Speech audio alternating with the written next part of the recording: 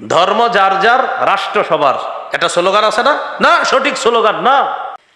আমরা যদিও বিভিন্ন পদ্ধতিতে শান্তি তালাশ করি, কিন্তু আপনি বিশ্বাস করেন, লিখে রাখেন সাদা কাগজে, খেলাফত ব্যবস্থা ছাড়া মুসলমানদের চূড়ান্ত শান্তি আসবে না, আসতে পারে না। এই জন্য মুসলমান খেলাফত ব্যবস্থার দিকে এগিয়ে যেতে হবে। এখন খেলাফত প্রতিষ্ঠিত হবে কিভাবে বলেন? খেলাফত প্রতিষ্ঠিত হওয়ার শর্ত দুইটা। বলেন তো, খেলাফত প্রতিষ্ঠিত হওয়ার শর্ত কয়টা? বলেন। ঈমান, নেক আমল। বলেন ঈমান, নেক আমল। ঈমান এবং নেক আমলের, বলেন, যাদের মধ্যে পরিপূর্ণ পাওয়া যাবে তাদের জন্য আল্লাহ তিনটি ওয়াদা করেছেন। এক নাম্বার, খলিফা বানাবেন। দুই নাম্বার, দিন প্রতিষ্ঠিত করে দিবেন। তিন নাম্বার, ভয়ের পর নিরাপত্তা দান করবেন। এই তিনটা ওয়াদা সূরা নূরের 55 নম্বর আয়াতে আল্লাহ বলেন, ওয়াদাল্লাহুল্লাযীনা আমানু মিনকুম ওয়া আমিলুস সালিহাত লা ইস্তাখলিফান্নাহুম ফিল আরদি কামা ইস্তাখলাফাল্লাযীনা মিন ক্বাবলিহিম ওয়া লা ইউমাক্কিনান্না লাহুম দীনাহুমুল্লাযী ইরতাদা লাহুম ওয়া লা ইউবাদদিলান্নাহুম মিন বা'দি খাউফিহিম আমনা। আল্লাহ বলেন, তোমাদের মধ্যে যারা ঈমান এনেছে এবং নেক কাজ করেছে তাদেরকে আল্লাহ ওয়াদা করেছেন, এক নাম্বার, লা ইস্তাখলিফান্নাহুম ফিল আরদ কামা ইস্তাখলাফাল্লাযীনা মিন ক্বাবলিহিম, তাদের পূর্ববর্তীদেরকে যেমন আল্লাহ জমিনে খলিফা বানিয়েছেন তাদেরকেও আল্লাহ খলিফা বানাবেন। দুই নাম্বার, ওয়া লা ইউমাক্কিনান্না লাহুম দীনাহুমুল্লাযী ইরতাদা লাহুম, আল্লাহ তাদের জন্য তাদের দিনকে প্রতিষ্ঠিত করে দিবেন, যেই দিন আল্লাহ মুমিনদের জন্য পছন্দ করেছে। সুবহানাল্লাহ। আল্লাহর পছন্দনীয় দিনের নাম কি? ইসলাম। বলেন, আল্লাহর পছন্দনীয় দিনের নাম কি? ইসলাম। এই জন্য মনে রাখতে হবে, ইদানিং কালে একটা স্লোগান শোনা যায়, ধর্ম যার যার, রাষ্ট্র সবার। এটা স্লোগান আছে না? না, সঠিক স্লোগান না। ধর্ম যার যার, রাষ্ট্র সবার সঠিক স্লোগান না। সঠিক ধর্ম আল্লাহর, রাষ্ট্র আল্লাহর। রাষ্ট্রগান আল্লাহর। বলেন রাষ্ট্রগান। ধর্ম আগে ছিল অন্যটা, ধর্ম যার যার, এটা ছিল উৎসব সবার। তো এটা বুঝতে পারছে যে না, এটা হুজুরদের সামনে টিকা যাবে না এই স্লোগানে। পরে স্লোগান পাল্টাইলো, ধর্ম যার যার, রাষ্ট্র সবার। না, এই স্লোগানও সঠিক না।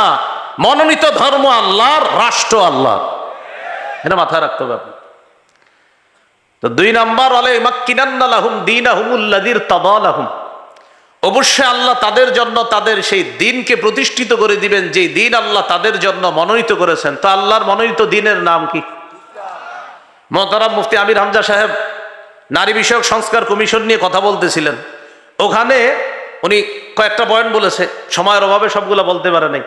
একটা পয়েন্ট আছে এমন, সেখানে তাদের দাবি হলো সংবিধানের শুরুতে নির্দিষ্ট কোনো ধর্মকে অনুসরণ করা এটা দরকার নাই, এটা প্রয়োজন নাই। মানে সরাসরি বলে না ইসলামের কথা, বলতেছে নির্দিষ্ট কোনো ধর্মের অনুসরণ করা কি দরকার, মানে বিসমিল্লাহ বাদ দেন।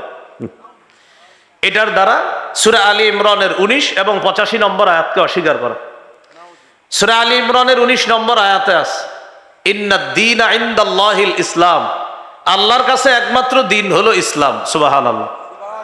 85 নম্বর আয়াতে আছে, ওয়া মাইয়াবতাগি গায়রাল ইসলামি দীনা, কেউ যদি ইসলাম ছাড়া অন্য কোনো দিন কামনা করে, ফালাই ইউকবালা মিন, এটা কিছুতেই তার থেকে গ্রহণ করা হবে না।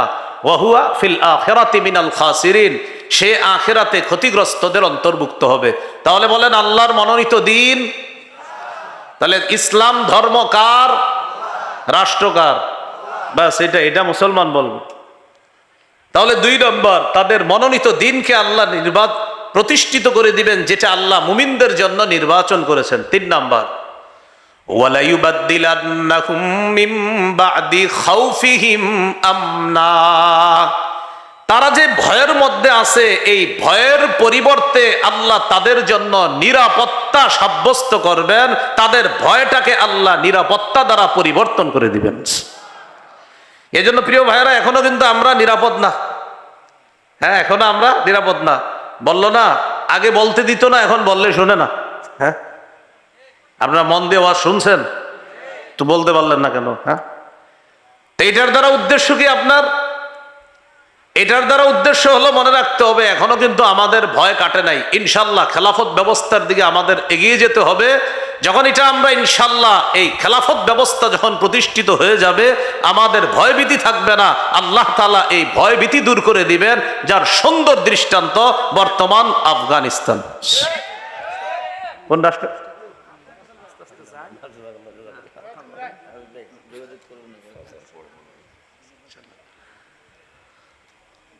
তো এখন ঠিক আছে ঠিক আছে ঠিক আছে ঠিক আছে। তো ঈমান এবং নেক আমল এটা হলো খেলাফত প্রতিষ্ঠিত হওয়ার পূর্ব শর্ত। তো মনে রাখতে হবে ঈমান এবং নেক আমল। এবার আমার সাথে বলেন বলেন খেলাফত প্রতিষ্ঠিত হওয়ার পদ্ধতি দুইটা। বলেন শর্ত কয়টা? দুইটা, ঈমান নেক আমল। আর পদ্ধতি কয়টা? আবার বুঝেন, শর্ত কয়টা? ঈমান নেক আমল। এবার বলেন পদ্ধতি কয়টা? বলেন দাওয়াত, জিহাদ। তাহলে আপনারা বলবেন শর্ত কয়টা? এক নাম্বার ঈমান নেক আমল। এবার বলেন পদ্ধতি কয়টা? দাওয়াত, জিহাদ। তাহলে খেলাফতের শর্ত দুইটা, পদ্ধতি দুইটা। শর্ত দুইটা হলো ঈমান নেক আমল, পদ্ধতি দুইটা হলো দাওয়াত এবং জিহাদ। আল্লাহ আমাদের সকলকে জিহাদের ব্যাপারে যেন সঠিক মানসিকতা আমরা লালন করতে পারি, আল্লাহ তৌফিক দান করেন। এখন আমি আপনাদের কাছে জানতে চাই, আমাদের এই দেশে ইসলামী হুকুমত কায়েম হোক, এটা চাই কারা কারা? ইনশাআল্লাহ সবাই চাই তো ইনশাআল্লাহ? এবার হাত নামান, মূল আলোচনায় চলে আসে। তাহলে নির্যাতিত হওয়ার পর মুসলমানরা চলে গেলেন মদিনায়, ইসলামী রাষ্ট্র কায়েম হলো। আল্লাহ বললেন ইসলামী রাষ্ট্রের যিনি প্রধান হবে, যার দায়িত্ব দিব আমি, তার মৌলিক কাজ হবে চারটা: নামাজ কায়েম করা, যাকাত আদায় করা, সৎ কাজের আদেশ করা, অসৎ কাজের নিষেধ করা। এবার আমরা গুরুত্বপূর্ণ একটা আলোচনা শুনব। শাসক যিনি হবেন তার কিছু গুণ থাকবে, এটা খুব মন দিয়ে শুনি। শাসক যিনি হবেন তার এক নাম্বার গুণ হবে আল্লাহমুখী হওয়া, আখিরাতমুখী হওয়া। সুবহানাল্লাহ। বলেন তো মুসলিম শাসকের কাজ কয়টা? ভুলে গেছে? না না না, চারটা। কাজ কয়টা? নামাজ প্রতিষ্ঠিত করা, যাকাত আদায় করা, সৎ কাজের আদেশ করা, অসৎ কাজে নিষেধ করা। এবার আমরা জানবো গুণ। এক নাম্বার গুণ হলো আল্লাহমুখী হওয়া, আখিরাতমুখী হওয়া। এবার দলিল নেই আমরা। সূরা নামলের 15 থেকে 19 নম্বর আয়াতে আল্লাহ বলেন, ওয়ালাকাদ আতাইনা দাউদা ওয়া সুলাইমানা ইলমা। আমি দাউদ এবং সুলাইমান নবীকে ইলম দান করলাম। وقال الحمد لله الذي فضلنا على كثير من عباده المؤمنين। তারা দুইজন বললেন সমস্ত প্রশংসা আল্লাহর, যিনি আমাদেরকে তার অধিকাংশ মুমিন বান্দাদের উপর শ্রেষ্ঠত্ব দান করেছেন। দাউদ নবী আর সুলাইমান নবী বললেন, ওয়ারিসা সুলাইমানু দাউদা। সুলাইমান নবী দাউদ নবীর উত্তরাধিকার হলেন। মনে রাখতে হবে, নবীরা কোনো সম্পদের উত্তরাধিকার হন না। সুলাইমান নবী তার বাবার উত্তরাধিকার হয়েছেন নবুয়তের, রাজত্বের, এলেমের। নবীরা উত্তরাধিকার হয় নবুয়তের, রাজত্বের, এলেমের। তো সুলাইমান নবী উত্তরাধিকার হয়েছেন রাজত্বের, এলেমের, নবুয়তের উত্তরাধিকার হয়েছেন। বাবাকেও আল্লাহ নবী বানিয়েছেন। দাউদ নবী 40 বছর ফিলিস্তিন শাসন করছে। 74% ফিলিস্তিনের অঞ্চল সাম্রাজ্য তিনি কায়েম করেছেন দাউদ নবী। দাউদ নবীর পর সুলাইমান নবী শাসক হলেন, তিনিও 40 বছর। বাবা ফিলিস্তিন শাসন করলেন 80 বছর। কয় বছর? এই জন্য একটা তথ্য মনে রাখবেন। বলেন বনি ইসরাইলরা সর্বমোট ফিলিস্তিনে শাসন করেছে 418 বছর।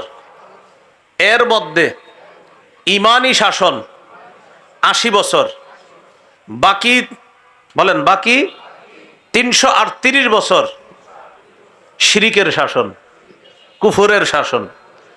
বনি ইসরাইলের সর্বমোট শাসন ছিল ফিলিস্তিনে 418 বছর। এর মধ্যে 80 বছর ইমানি শাসন। এখন 418 থেকে 80 বাদ দেন, থাকে আর কত? 338। আমার তো এটাই মনে হয়, হ্যাঁ 338। 80 বাদ দিলে থাকে 338। এই 338 বছর শিরিকের শাসন, 80 বছর হলো ইমানি শাসন। মজার ব্যাপার, এই 80 বছরের ইমানি শাসনের 40 বছর দাউদ নবী, 40 বছর সুলাইমান নবী। সুবহানাল্লাহ। তো সুলাইমান নবী দাউদ নবীর উত্তরাধিকার হলেন। হওয়ার পর কি বলে দেখেন, সুলাইমান নবীর কথাগুলো আল্লাহ কোরআনের মধ্যে বলেন, ওয়াকালা ইয়া আইয়ুহান নাস উল্লিমনা মানতিকাত তাইর, হে মানুষ, আমাকে পাখির ভাষা শিক্ষা দেওয়া হয়েছে। সুবহানাল্লাহ। ওয়া উতিনা মিন কুল্লি শাই, আমাকে সব বিষয় দেওয়া হয়েছে আল্লাহর পক্ষ থেকে। সুলাইমান নবী কি বলে দেখেন, ইন্না হাযা লাহুয়াল ফাদলুল মুবিন, এটা স্পষ্ট অনুগ্রহ আল্লাহর পক্ষ থেকে। বলেন তো সুলাইমান নবী রাজত্ব নবুয়ত পাওয়ার পরেও অনুগ্রহ স্বীকার করলেন কার?